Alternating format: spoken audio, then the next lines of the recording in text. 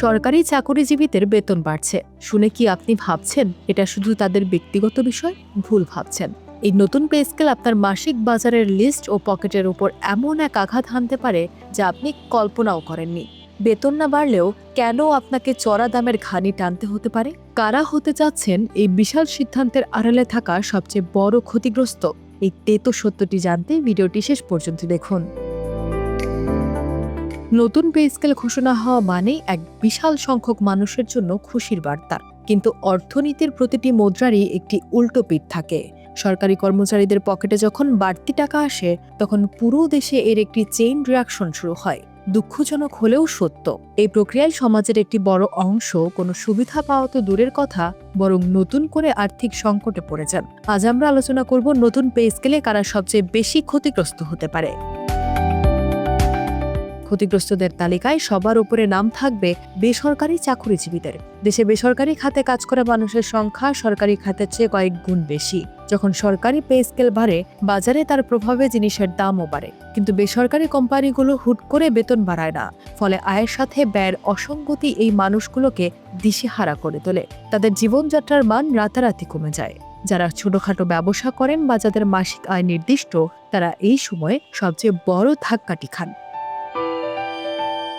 বাজারে যখন লিকুইডিটি বা টাকার সরবরাহ বাড়ে তখন মুদ্রাস্ফীতি ঘটার প্রবণতা থাকে। পেনশনভোগীদের যারা ফিক্সড ডিপোজিট বা সঞ্চয়পত্রের মুনাফা দিয়ে চলেন, তাদের ক্রয় ক্ষমতা কমে যায়। কারণ টাকার মান কমে যাওয়া মানে আগের টাকায় আগের মতো পণ্য না পাওয়া। সমাজের সবচেয়ে নিচের স্তরের মানুষগুলো যারা দিনে এনে দিনে খান, তারা পে স্কেলের কোনো প্রত্যক্ষ সুফল পান না।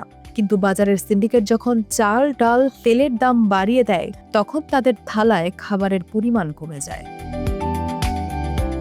সরকারি কর্মচারীরা বাড়তি দাম দিয়ে পণ্য কিনতে পারলেও এই প্রান্তিক মানুষগুলোর জন্য সেটি রীতিমতো যুদ্ধের মতো হয়ে দাঁড়ায়। শহরাঞ্চলে বসবাসকারী মধ্যবিত্তদের জন্য পে স্কেল মানেই বাড়ি ভাড়ার আতঙ্ক।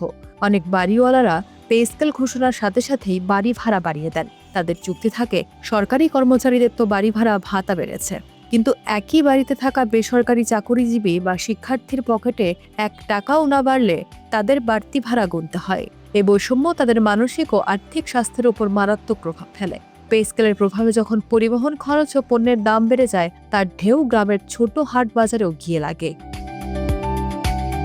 মফস্বলে সাধারণ মানুষ যারা কৃষি বা ছোটখাটো কাজের উপর নির্ভরশীল, তারা হঠাৎ করেই সবকিছুর দাম বাড়তে দেখে হিমশিম খান। বিশেষ করে ঔষধ, সার এবং দৈনিক নিত্যপণ্যের দাম বাড়লে তাদের ঋণের বোঝা আরও ভারী হয়।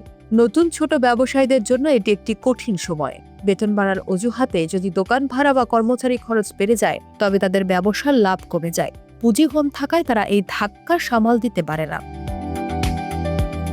অনেক সময় অনেক ক্ষুদ্র স্টার্টআপ এই বাজার অস্থিতিশীলতার কারণে মুখ থুবড়ে পড়ে। অর্থাৎ পে স্কেলের পর বাজার তদারকি না থাকলে উদ্যোক্তা হওয়ার স্বপ্নগুলো ক্ষতিগ্রস্ত হয়। পরিশেষে পে স্কেল দেশের অর্থনীতির জন্য প্রয়োজনীয় হলেও এর ভারসাম্য রক্ষা করা সরকারের বড় চ্যালেঞ্জ। বেতন বাড়ানো যেন মূল্যস্ফীতির লাইসেন্স না হয়ে দাঁড়ায়, সেদিকে কঠোর নজরদারি প্রয়োজন। বাজার সিন্ডিকেট এবং বাড়ি ভাড়া নিয়ন্ত্রণ না হলে সরকারি খাতের বাইরে থাকা বিশাল জনগোষ্ঠী এই সিদ্ধান্তের কারণে চরম ক্ষতিগ্রস্ত হবেন।